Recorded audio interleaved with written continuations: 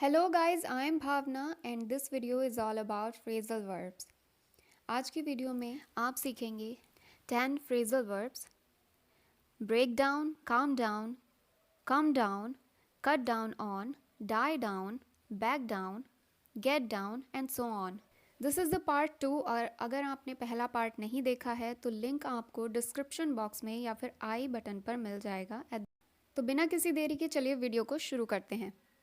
पहला phrasal verb है हमारे पास ब्रेक डाउन।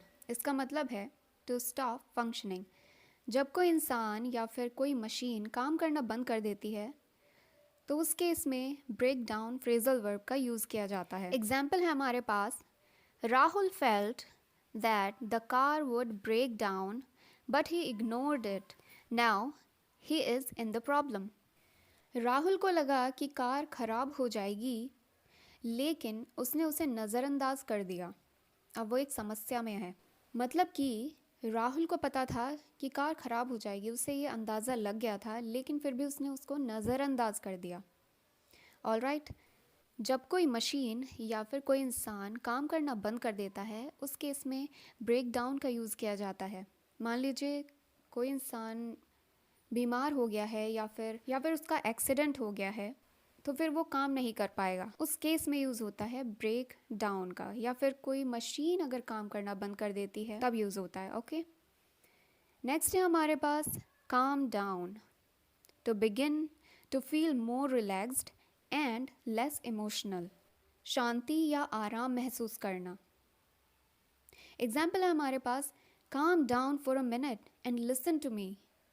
1 मिनट के लिए शांत हो जाओ और मेरी बात सुनो। Calm down for a minute and listen to me. So the next one we have come down. Instruction. ये instruction के लिए यूज़ होता है। मान लीजिए कोई खम्बे पर चढ़ा हुआ है या फिर कहीं ऊपर दीवार पर चढ़ा हुआ है तो उसको नीचे उतारने के लिए ये इंस्ट्रक्शन दिया जाता है come down का।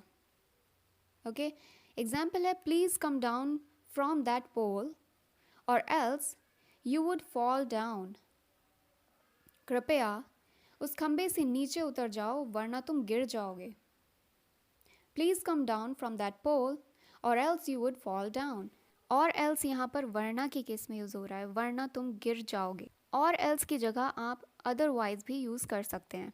Alright, next है हमारे पास cut down on. Reduce the size, amount or quantity of something. ये किसी चीज़ का size, अमाउंट या फिर क्वांटिटी को कम करने के लिए यूज़ किया जाता है।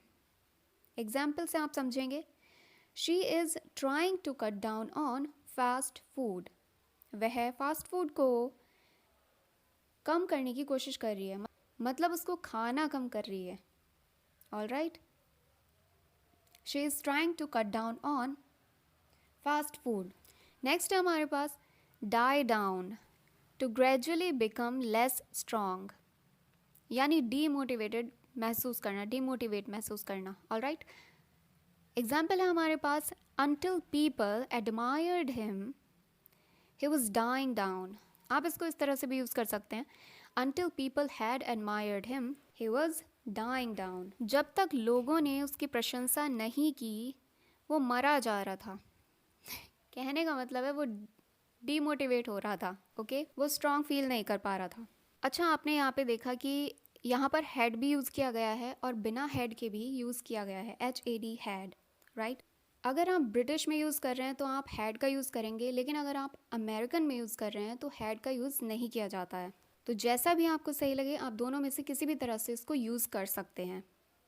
ऑलराइट, अगर आपने मेरी कोलोकेशंस की वीडियो नहीं देखी है तो लिंक आपको डिस्क्रिप्शन बॉक्स में मिल जाएगा, आप वहाँ से उसको देख सकते हैं। These are very important that you should know about. Alright, so next one we have back down.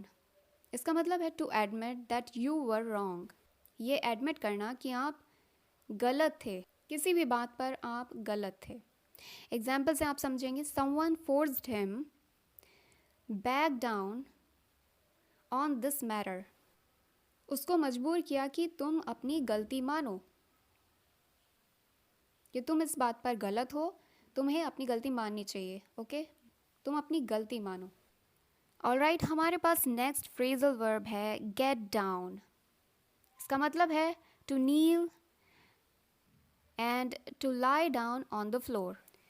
To kneel मतलब घुटनों पर बैठना और to lie down on the floor यानी कि फ्लोर पर लेटना.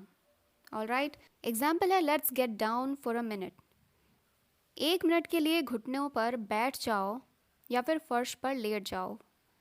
ये कंडीशनल है, जैसे भी आपको कंडीशन के हिसाब से इसको यूज़ करना होता है. मान लीजिए कोई खड़ा हुआ है तो उसको कह रहे हैं कि तुम घुटनों पर बैठ जाओ, या फिर कोई बेड पर लेटा हुआ है तो उससे कह रहे हैं कि थोड़ी देर के लिए फ्लोर पर लेट जाओ.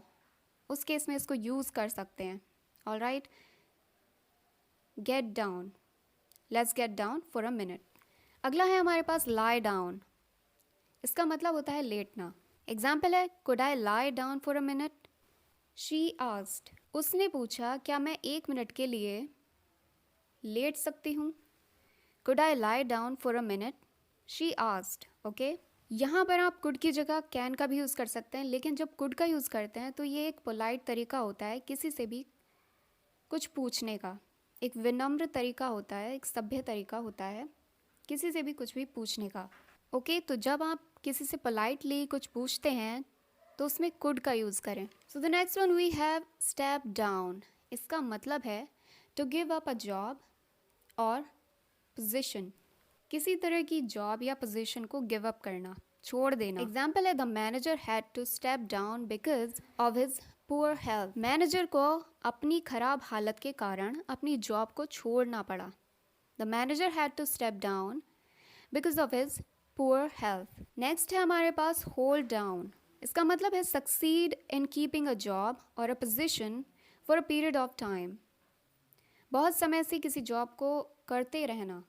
ओके, उसको होल्ड करके रखना, उसको करते रहना. इसका मतलब होता है he was unable to hold down a job after his break down.